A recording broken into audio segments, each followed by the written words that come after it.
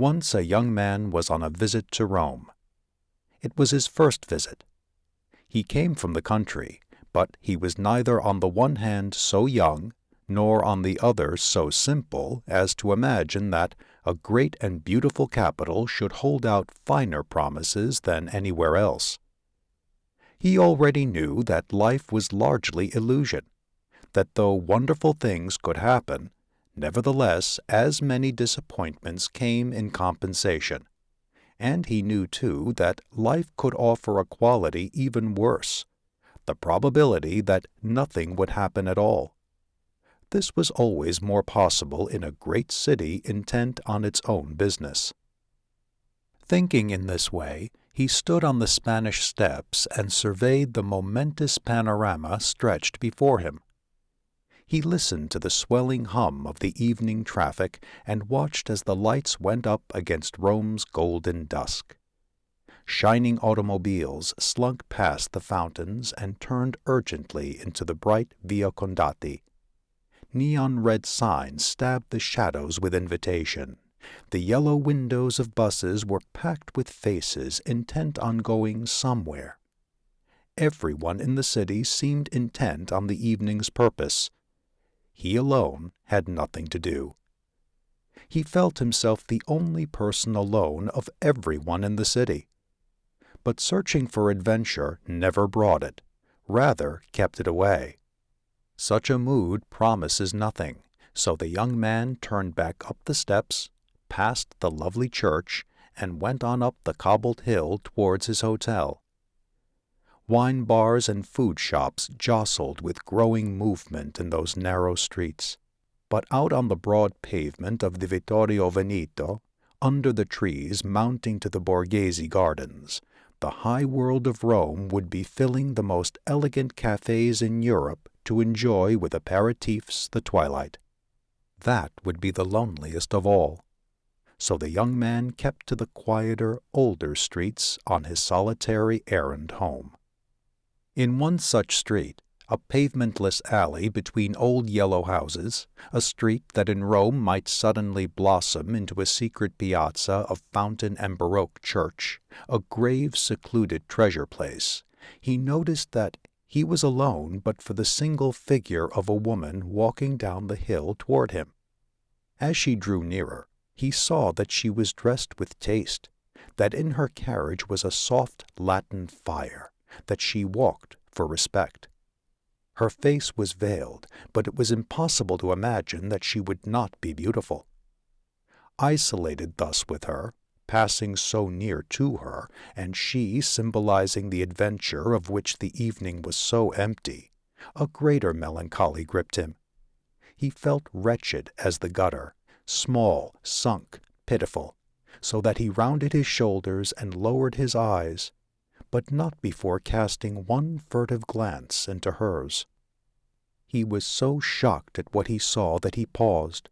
He stared, shocked, into her face. He had made no mistake. She was smiling. Also, she too had hesitated. He thought instantly, whore? But no, it was not that kind of smile, though as well it was not without affection. And then, amazingly, she spoke. I know I shouldn't ask you, but it is such a beautiful evening, and perhaps you are alone as I am. She was very beautiful. He could not speak, but a growing elation gave him the power to smile, so that she continued, still hesitant, in no sense soliciting. I thought, perhaps we could take a walk, an aperitif. At last the young man achieved himself. Nothing would please me more, and the Veneto is only a minute up there. She smiled again. My home is just here. They walked in silence a few paces down the street to a turning the young man had already passed. This she indicated. They walked to where the first humble houses ended in a kind of recess. In the recess was set the wall of a garden, and behind it stood a large and elegant mansion. The woman, about whose face shone a curious pale glitter, something fused of the transparent pallor of fine skin, of gray but brilliant eyes, of dark eyebrows and hair of lucent black, inserted her key in the garden gate. They were greeted by a servant in velvet livery. In a large and exquisite salon, under chandeliers of fine glass and before a moist green courtyard where water played, they were served with frothy wine. They talked. The wine, iced in the warm Roman night, filled them with an inner warmth of exhilaration. But from time to time the young man looked at her curiously. With her glances, with many subtle inflections of teeth and eyes, she was inducing an intimacy that suggested much. He felt he must be careful. At length he thought the best thing might be to thank her, somehow thus to root out whatever obligation might be in store. But here she interrupted him, first with a smile, then with a look of some sadness. She begged him to spare himself any perturbation. She knew it was strange, that in such a situation he might suspect some second purpose, but the simple truth remained that she was lonely, and, this with a certain deference, something perhaps in him, perhaps that moment of dusk in the street, had proved to her inescapably attractive. She had not been able to help herself. The possibility of a perfect encounter, a dream that years of disillusion will never quite kill, decided him. His elation rose beyond control. He believed her, and thereafter the perfections compounded. At her invitation they dined. Servants brought food of great delicacy, shellfish, fat bird flesh, soft fruits, and afterwards they sat on a sofa near the courtyard where it was cool. Liqueurs were brought.